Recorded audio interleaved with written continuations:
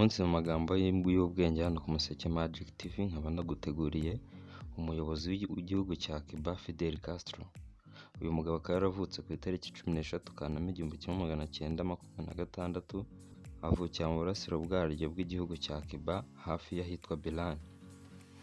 Uyu mugabo akaba yarayoboye igihugu cya Cuba, akaba ari nawe muntu wayoboye imyaka myinshi igihugu cya Cuba, aho yayoboye kuva mu 1959 kugeza mu mwaka w'ibihumbi 2006. Uyu mugabo akaba yarapfuye afite imyaka 90 y'amavuko azize indwara y'amara, asigira ubutegetsi murumuna we Raúl Castro. Mu bijyanye n'amateka y'uyu Fidel Castro, akaba ari umwana wa gatatu mu muryango w'abana batandatu, akaba yaravukiye ku mugore w'umuyaya w'umugore wa se. Uyu mugore wa se akaba yaritwaga María Luisa Argota. Gusa Fidel Castro yagize imyaka 15, se yaje gutandukana na María Argota, atangira kubana byemewe n'amategeko na nyina wa Fidel Castro, González. Fidel Castro agize imyaka 17 nibwo se yaje kumuha izina rya Castro, aho mbere yitwaga Raz. Mu mateka ya Fidel Castro nyakatiyemo hagati, ndumva nagarukira ngaho nkatangira ku ijambo rya mbere ryadusigira isomo ry'ubuzima ryavuzwe na Fidel Castro. Ijambo rya mbere, ndahera ku ijambo rya mbere ryagusigira isomo kandi nanjye nkunda ry'inyubaka. Yaravuze ngo twatangiye impinduramatwara turi abagabo 82, twari bato dufite imyaka 10 na 15. Kuba uri muto ntacyo bivuze na gahunda y'ibyo ushaka kugeraho. Burya ntago ari ikibazo cyo kuba uri muto, ahubwo icy'ingenzi ni ukugira gahunda iherekejwe n'icyizere. Ibyo byonyine bishobora gutuma ukora ikintu kidasanzwe hano ku isi. Ndumva rino jambo rya Fidel Castro umuntu wese ukurikiranye Umuseke Magic TV yakuramo isomo. Kuba uri muto ntago ari yo garanti yo kuvuga ngo ndacyari muto ngo gukora. Icya mbere, ku myaka yose waba ufite wakora ikintu kandi isi yose ikakubona kandi ikazajya ihora kwibuka. Ijambo rya kabiri ry'ingenzi ryavuzwe na Fidel Castro, yaravuze ntuzigera ukura niba udafite ubushobozi bwo kurenza ibyo umaze kugeraho. Aha bisobanuye iki?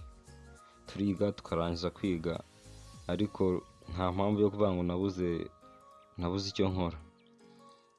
Ni ukuvuga ngo utangira ubundi buzima, uvuga ati ibya mbere mbigezeho, noneho hagezweho ikindi cya kabiri, iki nacyo gitangire.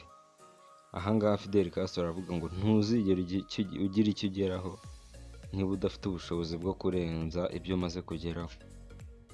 Ijambo rya gatatu yaravuze barababeshye mu buzima bw'umuntu habaho ibihe bya nyabyo bibiri. Igihe cya mbere ni nonaha. Igihe cya kabiri, igihe wamenye ko nta kindi gihe nyacyo kibaho uretse nonaha. Ahangaha ndagira ngo buri muntu wese ukurikiranye ku Museke Magic TV amagambo yahindura ubuzima, hanahita akuramo isomo. Bijya gusa n'ijambo rya mbere nahereyeho. Ni ukuvuga ngo nta kindi gihe cya nyacyo kibaho uretse nonaha. Tangira ukore nonaha ngaha, kuko ejo ntuzi ngo hazamera gute. Ejo utazamera nk'uyu nguyu wabonye ibihe bibiri. Igihe cya kabiri akabona ko nta kindi gihe cya nyacyo uretse nonaha. Tangira nonaha ngaha kugira ngo uzabone kino gihe cya kabiri, ntuzigere ukibona mu buzima bwawe. Irindi jambo yaravuze, abakinnyi beza ntago bazi umunaniro icyo ari cyo, ntago bazi gucika intege. Abakinnyi beza baba bazi intsinzi gusa. Ahangaha bisobanuye iki? Mu buzima bwa buri munsi nyine nukina neza uzahora uzi intsinzi gusa, ntuzigera wumva umunaniro. Ariko nukina nabi nyine, niwakina nabi nyine uzahora wumva umunaniro. Ariko mu gihe cyose uri gukina neza, nta na rimwe uzigera wumva umunaniro. Irindi jambo ry'ingenzi kandi rikomeye ryavuzwe na Castro, yaravuze ngo iyo wakuyeho inzitwazo zose nibwo ubasha kubona ibisubizo by'ibibazo byose. Aha bisobanuye iki? Mu gihe nyine urimo uravuga nyine buriya impamvu ntari gukora ikintu kubera iki, icyo gihe ntabwo uzigera ugera ku ntsinzi, nta nubwo uzigera ubona igisubizo cy'ibibazo byose. ahangaha Fidel Castro aravuga ngo iyo wakuyeho inzitwazo zose nibwo ubasha kubona ibisubizo by'ibibazo byose. Iryo ni ijambo ry'ingenzi rikomeye ryavuzwe na Fidel Castro. Irindi jambo yaravuze, nzahora nizera ko Kristo ari we wahinduye amatwara ku kiremwa muntu cyose. Ahangaha mu bigaragara ni uko Castro nawe mu bantu bizera Imana yari arimo. Ku rindi jambo yaravuze, shimira ibihe bibi unyuramo kuko nibyo bigufungura amaso yo kubona andi mahirwe utajya witaho. Ahangaha nyine ibibazo byose ufite nibyo bavuze ngo mu bibi no mu byiza tujye dushima. Fidel Castro nawe niko abyizera ngo shimira ibihe bibi unyuramo kuko nibyo bigufungura amaso yo kubona andi mahirwe utajya witaho. Irindi jambo rikomeye yaravuze ngo kuki abantu bamwe bashobora kugendesha ibirenge mu gihe abandi batwara imodoka nziza.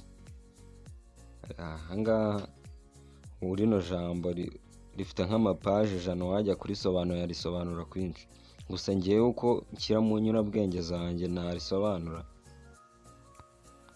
Ahangaha bisobanuye iki? Uriya muntu ugendera mu modoka nziza nta kintu akurusha, nawe watangira ugakora nawe ejo iriya modoka wazayigendamo. Nta mpamvu yo kwiyakira mu bukene bwacu, hoya, umva ko ubukene ari umwanzi mubi, ari n'umuturanyi mubi, kandi nta wifuza guturana n'umuturanyi mubi. Irindi jambo rikomeye yaravuze, kuki abantu bashobora kubaho imyaka 35 gusa mu gihe abandi bashobora kubaho imyaka 70 yose. Ahangaha igisubizo gifite Imana kuri iri jambo ngewe nta kintu narivugaho. Irindi jambo yaravuze, amahirwe ashobora gusanga abayategereje, ariko amahirwe igihe cyose azagumana n'abayaruhiye. Ahangaha bisobanuye iki? Nubwo amahirwe wayagira, ikintu cyose wagira utakivunikiye rwose anytime ntabwo uzakigumana.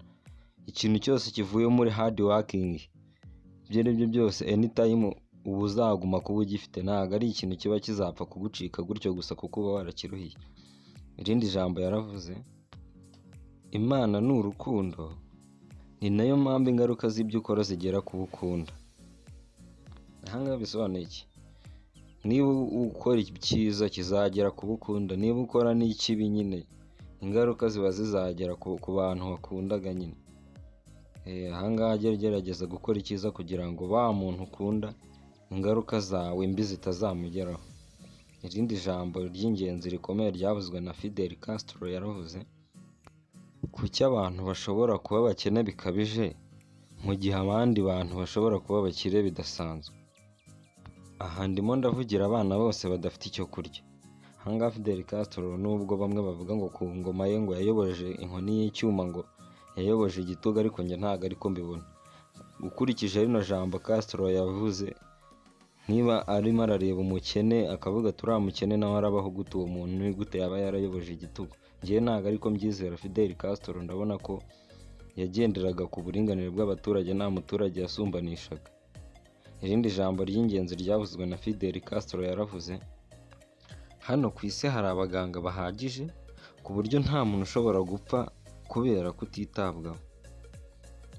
Irindi jambo yavuze ry'ingenzi, uzambabare ninkoresha ijambo ngo murumuna wanjye muto ubyibushye, ntabwo ari ukukunyega, ahubwo ni ukukwibutsa ko ukeneye imyitozo ngororamubiri ukita no ku mirire yawe.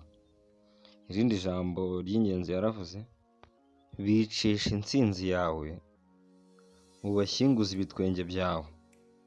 Ahangaha nanjye niko mbibona kweri. Ahangaha rino jambo rwose naryo nakagombye kuba nahereye kuko ni ingenzi. Urabona abantu barakwanga ngo urimo urakora, wowe bareke wowe ubicisha intsinzi zawe, ibyo bagucamo intege byose babone wabigezeho, nurangiza ubashyinguza ibitwenge byawe, nurangiza rwose ubereke ko nta kibazo ufite. Irindi jambo ry'ingenzi ryavuzwe na Fidel Castro yaravuze, izere wowe ubwawe ibyo urimo byose, umenye ko hari ikintu muri wowe kiruta intsinzi zose. Irindi jambo ry'ingenzi ryavuzwe na Fidel Castro yaravuze, imwe mu nyungu zikomeye z'impinduramatwara ni uko n'indaya zose ziba zararangije kaminuza. Iri jambo rya Fidel Castro rirasekeje, gusa nibyo nyine igihugu gifite impinduramatwara nzima nuko usanga buri muturage-gihugu wese aba asobanutse. Irindi jambo ry'ingenzi yaravuze, tugomba gushyiraho gahunda nshya y'isi ishingiye ku butabera, uburinganire ndetse no kubaho mu mahoro. Iryo ni ryo jambo ry'ingenzi ryavuzwe na Fidel Castro. Irindi jambo ry'ingenzi ari naryo nsorezaho mu magambo yavuzwe n'uyu mugabo isi ifata nk'intwari, ndasoreza ku ijambo rivuga ngo ikintu cya mbere abanyagitugu bakora ni ukurangiza ubwigenge bw'itangazamakuru bakanarishyiraho ubugenzuzi bukomeye. Ahangaha kuri iri jambo rya nyuma ari naryo nsorejeho mu gice cy'amagambo cyavuzwe na Fidel Castro, abanyagitugu bose babanza gucecekesha ubwigenge bw'itangazamakuru. Ahangaha mu bigaragara ni uko umwanzi wa mbere w'ubutegetsi bw'igitugu ari itangazamakuru, kuko itangazamakuru ntiryakwihanganira kubura kukuvuga mu gihe urimo urakora ibintu binyuranyije n'amategeko. Nkushimira kuba wabanye natwe muri iki gice cy'amagambo yahindura ubuzima bwawe, nkusaba kugira ngo niba hari ikindi gitekerezo ufite cyangwa ku wundi muntu ushaka ko tuzavugaho, ujye usiga ubutumwa muri komenti. Nongera kukwibutsa aho utarakora subscribe, hasi hari akantu gatukura ugakoreho, harahita haza inzogera nayo uyikoreho kugira buri kiganiro cyose dushyizeho tujye tubana nawe. Ndabashimiye kuba mwakomeje kubana natwe ku Museke Magic TV. Ibihe byiza kandi ndabakunda cyane. Ciao ciao.